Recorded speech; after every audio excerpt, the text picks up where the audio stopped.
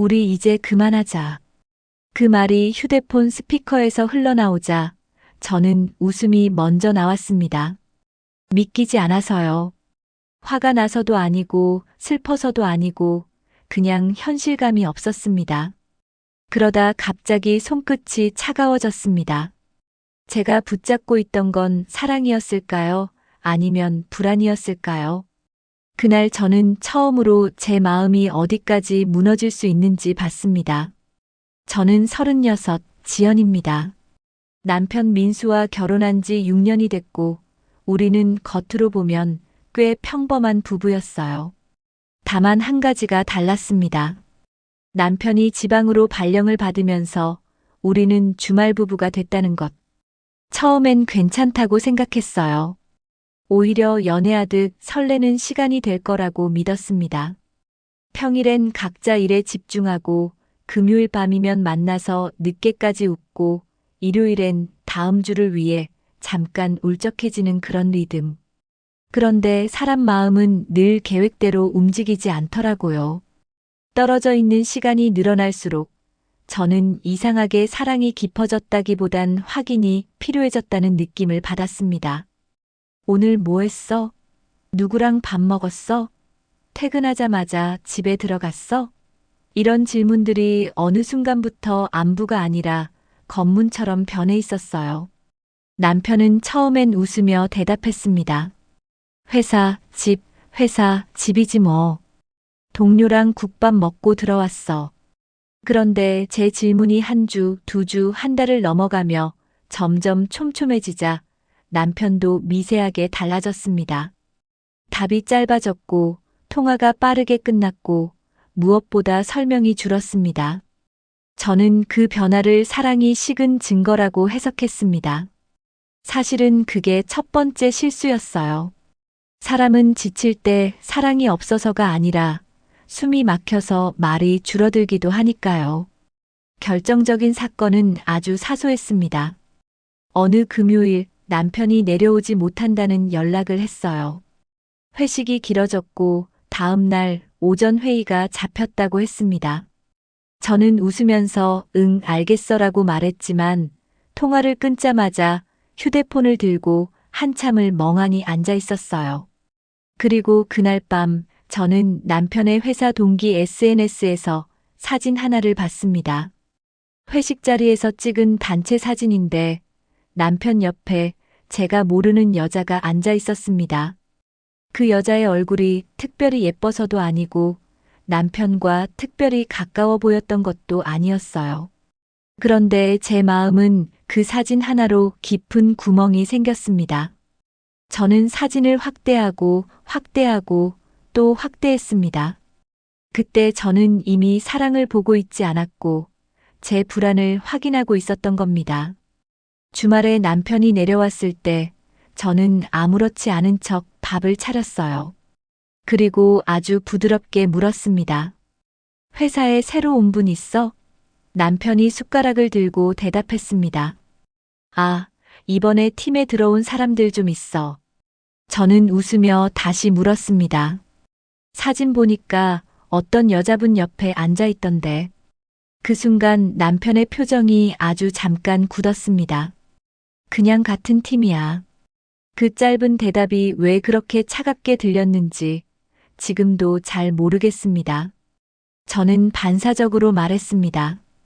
그냥 같은 팀인데 왜 그렇게 불편해 보여? 그 말이 시작이었습니다. 남편도 참아오던 숨을 내쉬듯 말했어요. 지연아, 너 요즘 너무 예민해. 내가 뭘 해도 의심부터 하잖아. 그 말이 제 자존심을 건드렸습니다. 저는 원래부터 의심 많은 사람이 아니었어요. 다만 두려웠을 뿐입니다. 그런데 두려움을 인정하면 약해지는 것 같아서 저는 날카로운 말로 바꿔버렸습니다. 예민한 게 아니라 내가 이상한 걸 느끼니까 그렇지.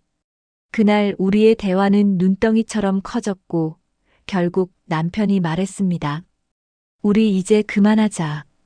저는 그 말이 진심인지 화가 나서 튀어나온 말인지 구분할 수 없었습니다. 하지만 그 문장은 제 마음을 충분히 흔들어 놓았어요. 저는 그날 밤 침대 위에서 혼자 계산했습니다. 내가 뭘 잘못했지? 아니, 내가 이렇게까지 불안했는데 왜 이해받지 못했지? 사랑이 줄어든 건 그 사람인데 왜 내가 죄인이 되지? 그때 저는 아주 이상한 충동을 느꼈습니다. 나도 누군가에게 확인받고 싶다. 그리고 그 충동은 생각보다 빠르게 현실이 됐습니다. 회사에 새로운 외부 프로젝트 매니저가 있었습니다. 이름은 도윤이었고 말수가 많지 않은 대신 사람의 말을 천천히 들어주는 타입이었어요. 회의가 끝나고 우연히 엘리베이터를 함께 탔을 때 그가 물었습니다. 요즘 많이 힘들어 보이세요? 그 질문 하나가 제 마음을 무장해제시켰습니다. 저는 별일 아니라는 듯 웃었지만 그날 밤 이상하게 그 말이 자꾸 떠올랐어요. 힘들어 보이세요. 누군가 나를 그렇게 봐줬다는 사실이 한편으로는 따뜻했고 한편으로는 위험했습니다. 그 후로 도윤과 마주칠 때마다 그는 짧게 안부를 물었고 저는 짧게 대답했습니다. 하지만 그 짧은 대화들이 쌓이면서 저는 착각하기 시작했어요. 이 사람이 나를 이해해 줄 수도 있겠다. 어느 날 회식 자리에서 제가 술에 조금 취했을 때 도윤이 조용히 물을 건네며 말했습니다. 확인받고 싶은 마음이 너무 오래 쌓이면 사람은 제일 가까운 사람에게 제일 날카로워지기도 해요. 저는 깜짝 놀랐습니다. 제가 아무 말도 하지 않았는데 누군가 제 마음을 정확히 손으로 짚는 느낌이었거든요. 그리고 그 순간 저는 알아차렸어야 했습니다.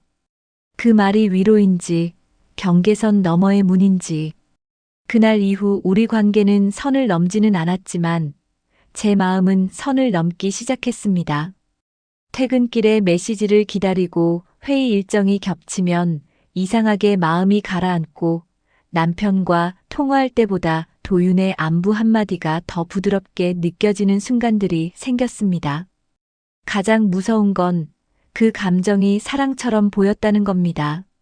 하지만 지금 생각하면 그건 사랑이라기보다 생존에 가까웠어요. 숨이 막히는 마음이 잠깐 숨을 쉬게 해줄 틈을 찾았던 거죠. 그러던 어느 주말 남편이 제게 말했습니다. 우리 다시 얘기해보자. 그 말이 반가워야 했는데 저는 오히려 겁이 났습니다. 제가 남편을 덜 사랑해서가 아니라 제 마음이 이미 너무 복잡해져 있었기 때문입니다. 남편이 잘못한 것도 있고 제가 서운했던 것도 있고 이제는 도윤이라는 변수까지 생겨버렸으니까요. 저는 남편에게 솔직하게 말할 수 없었습니다. 그래서 또 다른 방식으로 도망쳤습니다. 나 요즘 좀 지쳐. 말할 힘이 없어. 남편은 잠시 침묵하더니 말했습니다. 지연아, 나도 지쳤어. 근데 지치는 방향이 달라진 것 같아. 그 말이 가슴에 박혔습니다. 그날 밤 저는 혼자 동네를 걷다가 작은 절 앞에서 발을 멈췄어요. 사실 저는 신심이 깊은 사람이 아니었습니다. 하지만 연꽃은 진흙에서 피어난다는 문장을 예전에 우연히 봤던 적이 있었고 그 말이 그날 유독 떠올랐습니다. 지금 내 마음이 진흙 같다면 여기서도 뭔가 피어날 수 있을까?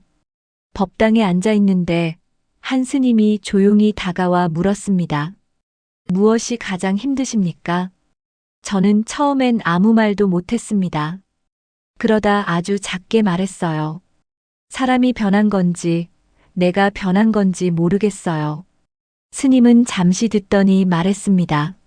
사람이 변하는 것보다 더 흔한 건 내 마음의 해석이 변하는 일입니다. 그 말이 너무 단순해서 오히려 큰 충격이었습니다. 스님은 이어서 말했습니다. 사랑은 확인으로 유지되는 게 아닙니다. 믿음으로만 유지되는 것도 아닙니다. 사랑은 결국 관계 안에서 숨이 쉬는 방식으로 유지됩니다. 숨이 막히면 사랑은 죄가 됩니다. 저는 그 순간 제가 무엇을 하고 있었는지 보이기 시작했어요. 남편을 붙잡기 위해 확인을 늘렸고, 확인이 늘어날수록 남편의 숨이 막혔고, 숨이 막힌 남편은 설명을 줄였고, 설명이 줄어든 저는 더 불안해졌습니다.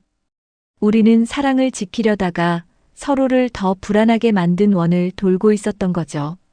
그리고 도윤이 제게 준 위로는 그 원의 바깥에서 잠깐 쉬게 해주는 의자 같았습니다.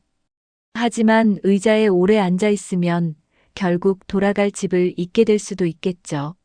스님은 딱 한 문장을 권했습니다. 상대를 확인하기 전에 내 불안을 먼저 확인해 보십시오. 그날 저는 집으로 돌아와 남편에게 처음으로 이렇게 말했습니다. 당신이 변한 게 아니라 내가 무너진 것 같아. 남편은 놀란 얼굴로 저를 봤고 저는 숨을 고르고 이어 말했습니다. 당신이 어디서 뭘 했는지보다 내가 왜 이렇게 불안해졌는지부터 얘기하고 싶어. 그 말이 우리 관계의 방향을 조금 바꿨습니다. 그날 이후 우리는 사건보다 감정을 먼저 이야기하는 연습을 시작했습니다. 남편은 말했습니다. 내가 나를 의심할 때마다 나는 나를 변명해야 하는 사람이 된 느낌이었어. 저는 대답했습니다. 나는 당신을 의심하고 싶어서가 아니라 내가 버려질까봐 너무 무서웠어.